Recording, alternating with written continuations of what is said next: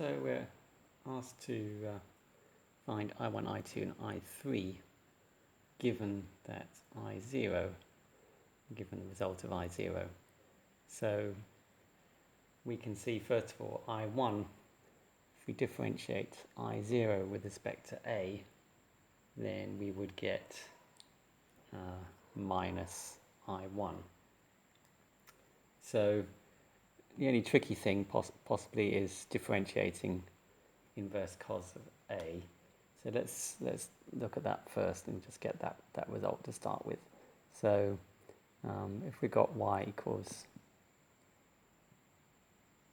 inverse cos of A, and differentiating with respect to A, then what we do is say, and then differentiate with respect to A. So we get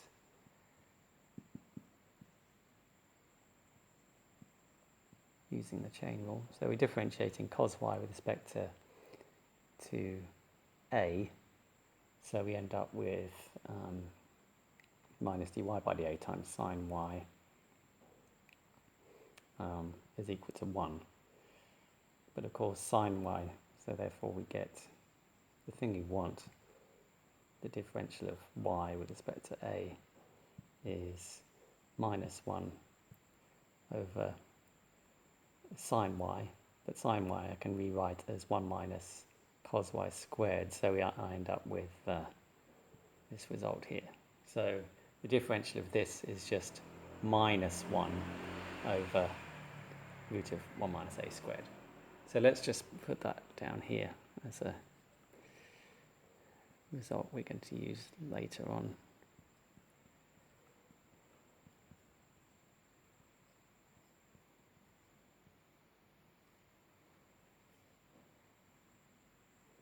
So we're ready to go. So if I differentiate minus this, I will get I1, okay, with respect to A. Differentiated minus this will give me exactly I1. So got I1. And then I want to differentiate minus this. So let's differentiate the cos to minus 1a first. So it's I've got minus here, so I'm differentiating minus. Okay, let's just write this out explicitly just to be sure. So I got minus d by dA. There's only one variable, so I just write d by dA of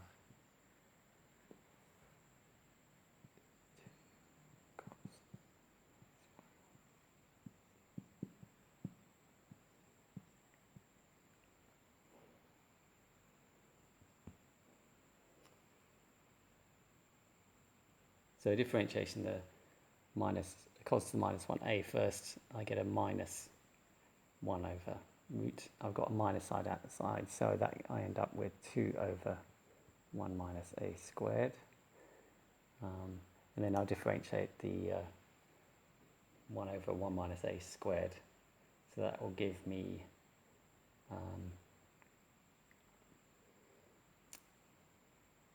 a minus a half. Okay, let's do all these things. So I've got a minus from outside. I've got a minus a half from the square root. And I've got a minus 2a.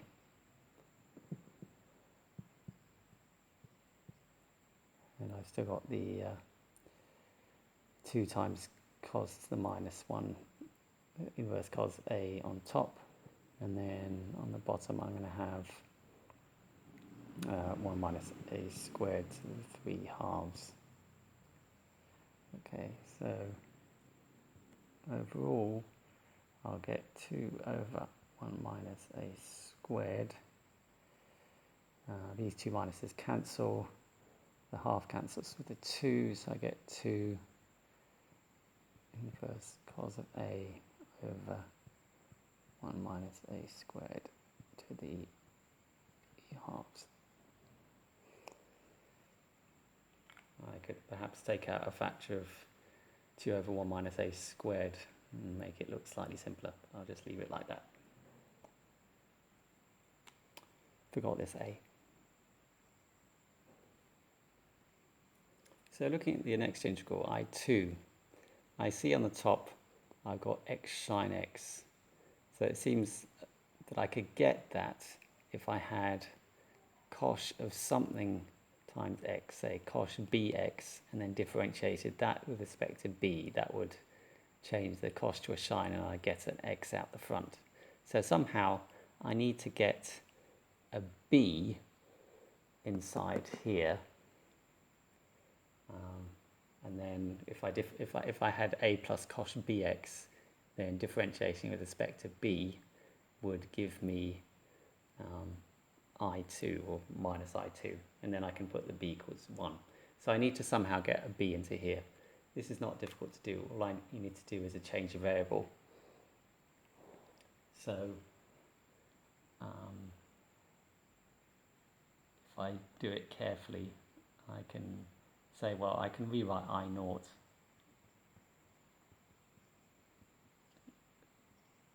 as this. Okay, I'm just changing u to x, and then I write u equals bx, make it change a variable. Okay, so if I do that, then obviously du is equal to b times dx, and the limits aren't going to change, so I end up with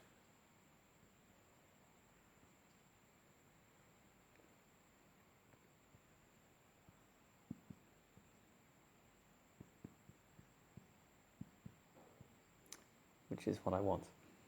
Okay, so I naught I can just rewrite it in this way. So all I need, and this is I naught is still equal to this, I can then just divide both sides by minus b, and I end up with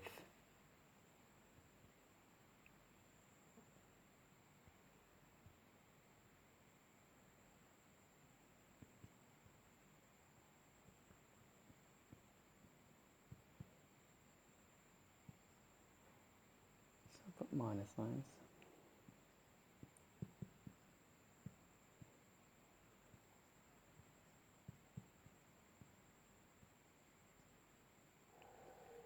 So now, if I differentiate this with respect to b, and then put b equal to 1, I will get precisely I2. So I2, therefore, is equal to the differential of this with respect to b, which is easy to do. All I need to do is differentiate 1 over b, which gives me minus 1 over b squared. And then I set that equal to, I set the b equal to 1. So I just get simply, so the minus sign disappears because I get 1 over b squared, and then the b squared disappears because I put b equal 1. So I just get this as my final answer. Now to get I3, this looks a little bit more tricky. Well, it's not that much more tricky. Okay, so what I want is a cosh upstairs. So how can I get a cosh upstairs? Well, you just have to think, what parameter do I want to get? I could get a cosh upstairs if, rather than have a b here, if I had a b here, then I could get the cosh upstairs, because if I differentiate with respect to b, then this is just a constant. It will go upstairs, and I'll get that when b is set to 1. So how can I get a b here? Well, the trick is that I change this a to a divided by b, and then I just multiply the bottom by 1 over b, multiply both sides by 1 over b. So if this is true, then just replacing the a by a divided by b,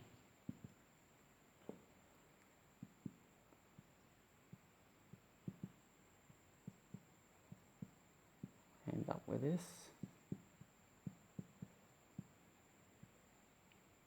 And then what I wanted is a plus b times cosh x. Okay, so I just divide both sides by b.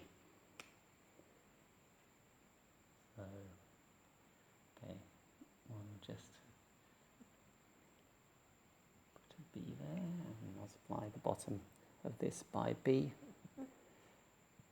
and that gives me this. Okay, so we're then ready to go. We now differentiate both sides with respect to b, and as normal I'll just put a minus sign on both sides. So if I differentiate this with respect to b and set b equal 1, then I will get I3, okay? So I3 therefore is equal to differential of this with respect to b, and then I set b equal to 1. So again, this is okay. Well, I'll do the inverse cos bit first. Okay, so we just have to be careful with the signs.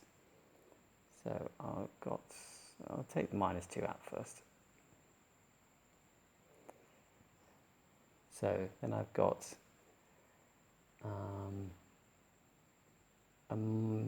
a times minus, so I get a over b squared, differentiating the thing inside. I get a over minus a over b squared.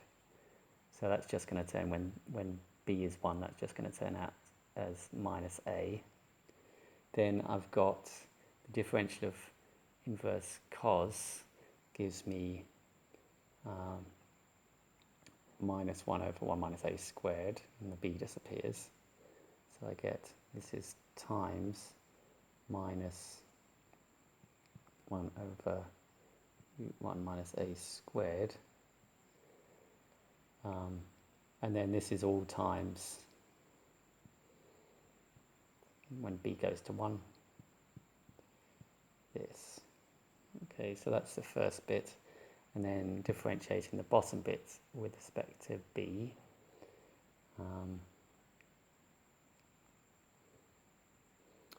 I end up with a factor of 2 from the 2b, so I end up with 2b, so I get a factor of 2. I get a factor of minus a half, because I'm differentiating something to the power minus a half.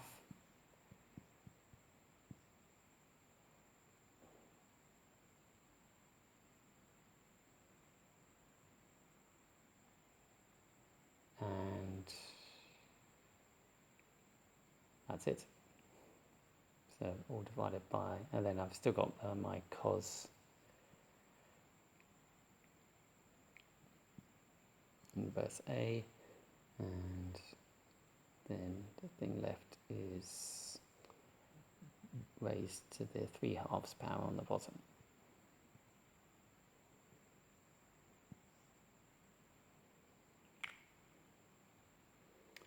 So tidying things up, this is going to be an overall positive sign. I've got -2 times minus a half, so I get I3 is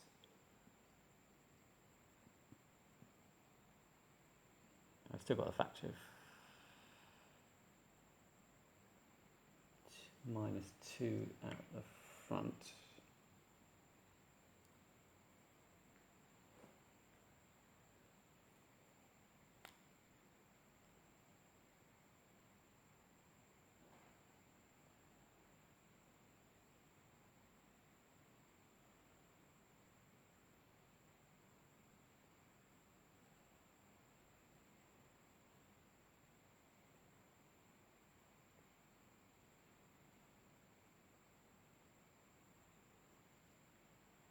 Keep that out front, -2.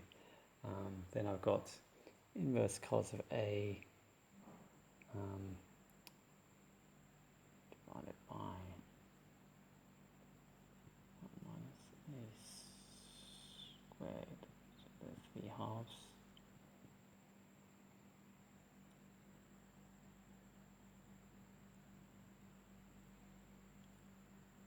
And I've got, this one gives me a over just 1 minus a squared.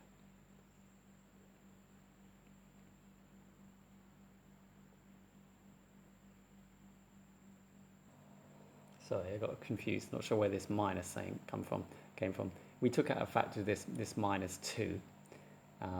So when we do this, when we're doing the differentiating the second bit, the 1 over root b squared minus a squared, then we get 2b, just plus 2b. And then the b turns to 1, and then the minus half comes because we've got differentiating something to the power minus a half. Okay, and then when we differentiate that, we get to the 3 halves. So it should have been a plus here, which means that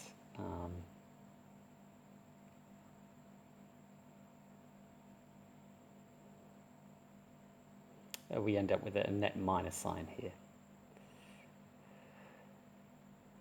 Right, so then if I write things in a neater way, finally we get, so this is minus times minus, so we'll get I3 is equal to 2 cos inverse a over 1 minus a squared, 3 halves, and then minus 2a over 1 minus a squared is our final answer.